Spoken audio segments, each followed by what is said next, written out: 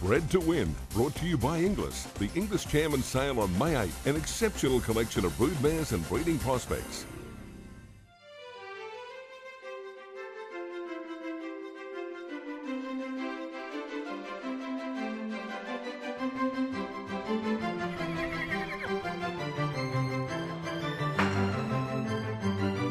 The autumn sun! He's come from last. What a superstar!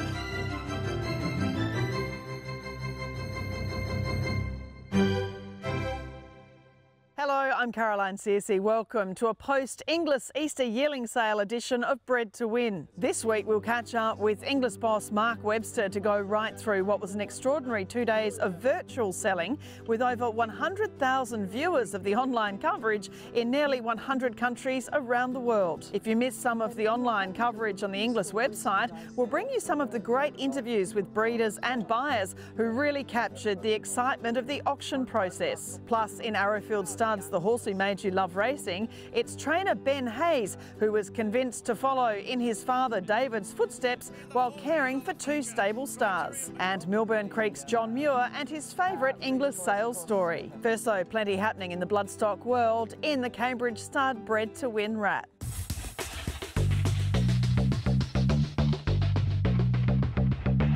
The catalogue has been released for the INGLIS Chairman's Sale, which will be held as a virtual auction on Friday, May 8.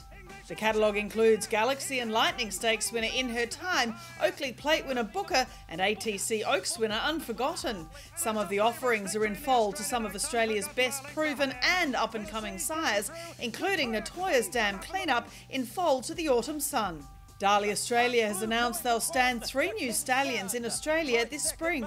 Outstanding sprinter and son of Shamadal, Blue Point, will stand at Northwood Park in Victoria, having won the 2 premium sprints at Royal Ascot last year, the King's Stand Stakes and the Diamond Jubilee.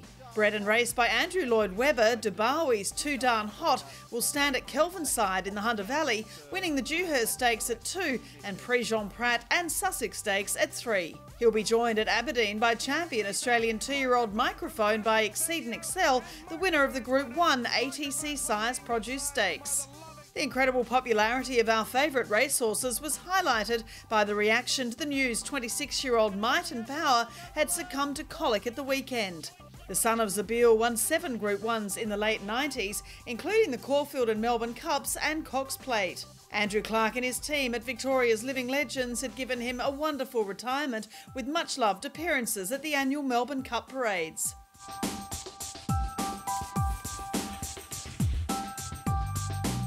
Collect going, great guns, and it's a spectacular win in the Oaks. The modern-day champions of the track in the breed-shaping ATC Oaks saw victory go to Godolphin's daughter of hallowed crown, Colette.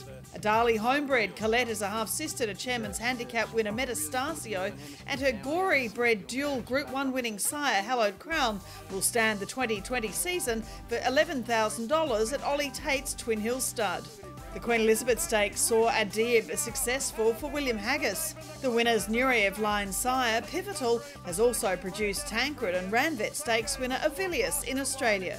The 2-mile Sydney Cup was a quinella for the Kiwi breds, with 7-year-old mare Etta James beating home Savabeel Entai, the chosen one.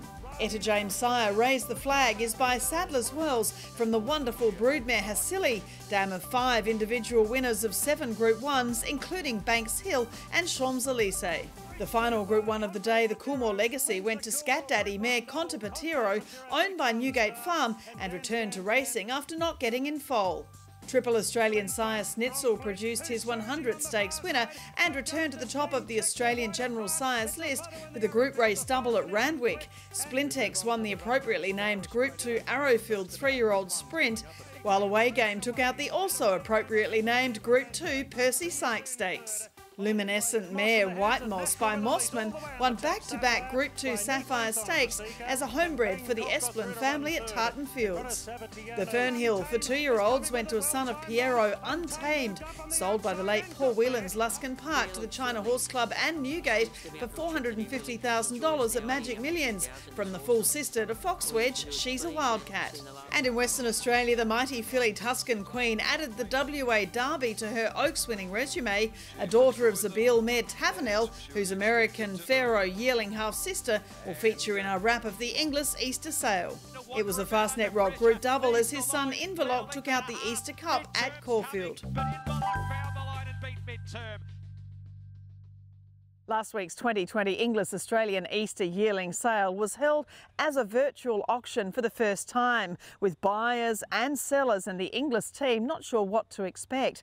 But after the trainers, the agents and owners took the time to inspect yearlings around Australia and the vendors put out videos of every lot, the sale was an incredible success, even with no horses and no crowds of people at Riverside.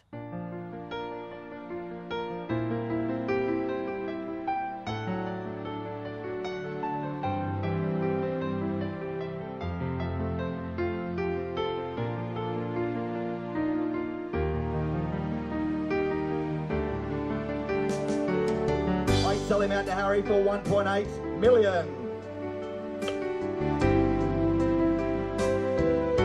1,400,000. I sell him. Done. 1,400,000. And it's a huge relief. Obviously my team have been under enormous pressure for the last couple of weeks trying to work out what format we would run with. And yes, we had to change a few times and pivot and try and adapt to what would work, and I think the formula for this particular sale has worked out well, and the results show that. Our vendors who were worried that they would be missing out on cash flow at such an important time of the year have sort of got the results, and hopefully that'll carry them on for the breeding season. And it was quite incredible. I mean, we had obviously, over 100,000 people watching from 100 different countries, and I think if you multiply that by, obviously there were 3 or 4 people maybe at every computer and every TV, etc. they flicked it up to. We're talking about hundreds of thousands of people around the world, and the feedback was just that. Yeah, you're right. I mean, I had no idea there'd be that many people around the world interested in this, and not only have they been interested, they've been engaging on social media. I've received, I think, 100,000 messages. It's of support, whether they be texts or emails or Facebook posts. And I thank everyone who's taken the time to send a message. Nearly all of them have been complimentary, that we've carried on here and we've found a way to run the sale. And that they were delighted with the coverage that you provided and all of the team here at INGLIS. But look, we couldn't have done it without the support of all the other industry participants, the buyers that were willing to hit the road, agents that were willing to share information between each other. Normally they compete against each other, but they were sharing information on physical inspections. I think we saw the best in human beings within the horse racing and breeding industry over the last couple of weeks, and that has led to this result. Trainers need time to educate them, and if they're not moving through that cycle, they're a cost for somebody in the system. So if we had delayed, the breeders themselves would have had to carry that cost for longer. They needed the cash flow, they have to pay production costs, staff costs. They're running big operations, so we needed to provide the cash flow and get these horses into the right hands at a time where they're really at their peak value. If they're a little bit older, it makes it more difficult for breeders to get the return they need. Let's talk about the top lots. The fabulous Schnitzel from First Seal. We know, of course, she beat Winks 3 times. She's a beautifully bred Fastnet Rock mare out of, that Saddler's Wells line as well, out of a Dual Oaks winner in Episode, and by the 3-time champion Australian sire. $1.8 million. I mean, what a result. Yeah, well, as some people say, knock me down with a feather, because $1.8 million in the current times is not something we were expecting here. I know he's a very smart colt, and I know how good First Seal was, and I know it's Schnitzel. Great breeding, well done to the China Horse Club and, everybody involved at Sledmere, etc. Thanks to Coolmore for stepping up and buying that colt.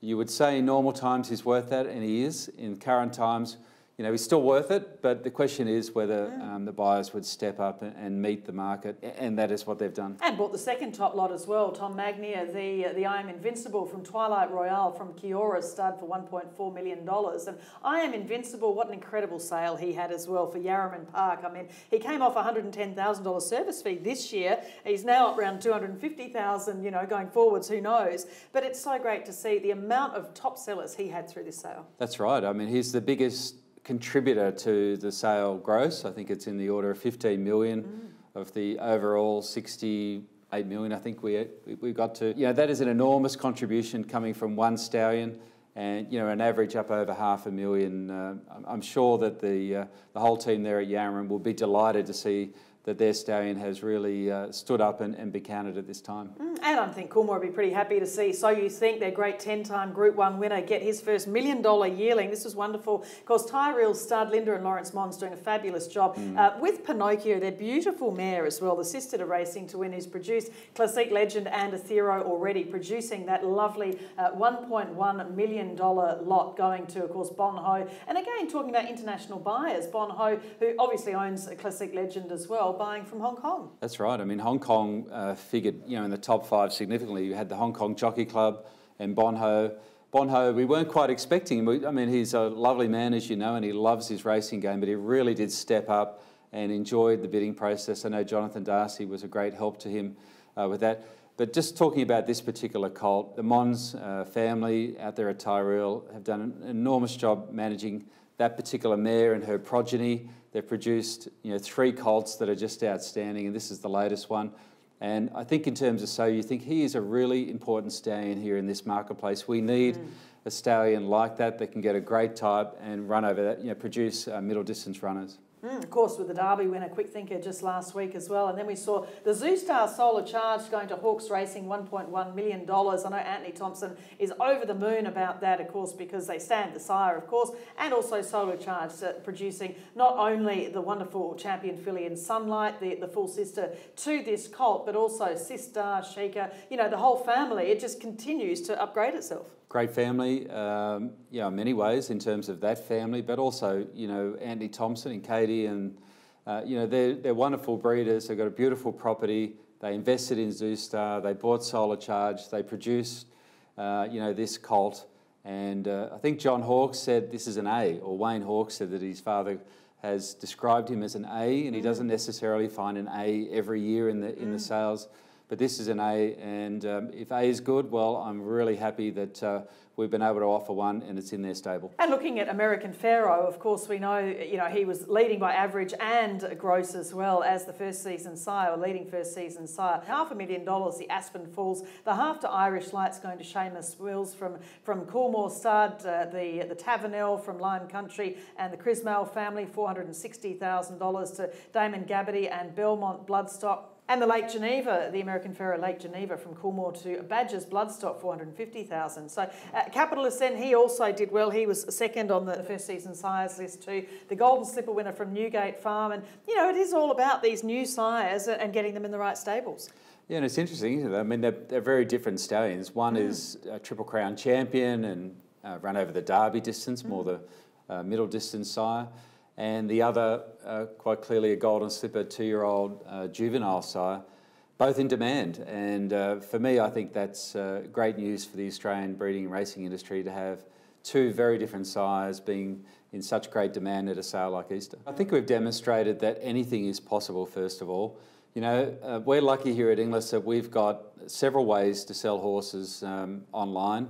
What we displayed last week at the Easter sale was using a format that is more traditional, where buyers can see the auctioneer in the rostrum, albeit they're not here and the horses aren't here. But we also have our digital platform where people could bid eBay style over a period of days. So we know that both of those are going to be really important for keeping the breeding industry alive over the next 6 months or so. We don't know how long this is going to take to get back to normal, but we do know that we've got 2 avenues that we can use to keep things moving along. I'm sure we'll come up with new inventions as we continue to experiment with the technology, but I'm grateful that we've got Ardex as a partner, that I've got a fantastic internal IT team and people that are willing to take risks. All I would say to breeders in general is to have faith in us. When we say we can do something here at INGLIS, we can do it, and work with us and talk to us, give us your ideas, but just stick with us and we'll get the results.